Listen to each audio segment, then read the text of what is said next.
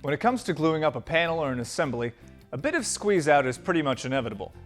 Now, this isn't a big issue on the workpiece, as that can be scraped and sanded off, and a little bit of dry glue on your workbench is really no big deal.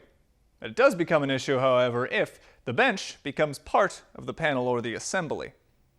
Now, a pair of standoff blocks like these will help solve the problem, but I made a few alterations here to make them work even better.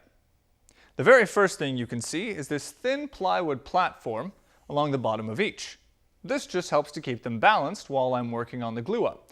I don't want to have to try and balance a couple 2x4s on edge while I'm also wrangling all these clamps around. The second and most important part is the packing tape across the top here. Packing tape is entirely non-porous, so wood glue won't adhere to it. That means that when your piece is dry, you'll lift it right off, and these won't come with. All this takes is a few things you likely have lying around your shop already, so I hope you'll find this handy in your next glue up. Thank you for watching.